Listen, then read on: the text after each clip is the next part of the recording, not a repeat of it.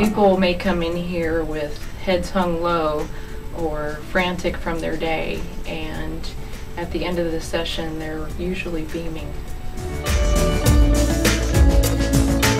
There is a story of a woman who was doing all of the right things. She had great nutrition, she was exercising regularly, but she still wasn't shedding unwanted pounds.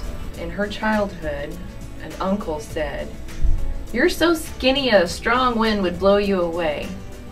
And at that moment she formed a limiting belief, or her subconscious mind formed a limiting belief, because the subconscious mind is all about keeping us safe.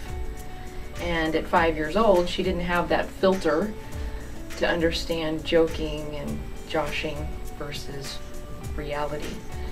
And so why would she want to be skinny if a strong wind was going to blow her away? And of course, you know, being in her 30s, she realized how silly that was, and was able to release that really quickly and got to her ideal weight very shortly after that.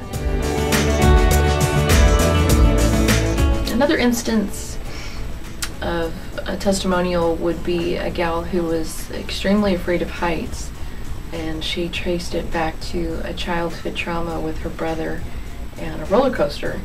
And we reframed that through NLP and a light hypnosis, and she, at the end of the session, felt great, and she, as a result of that work, she found herself smiling a lot more and catching herself smiling a lot more.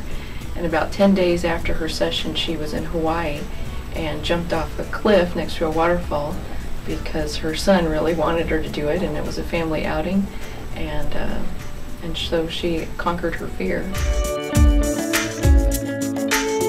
It's important to count the victories, no matter how small they are, that even if you have changed the way you talk to yourself from a limiting negative self-talk to a more positive and beneficial self-talk, then that's a victory.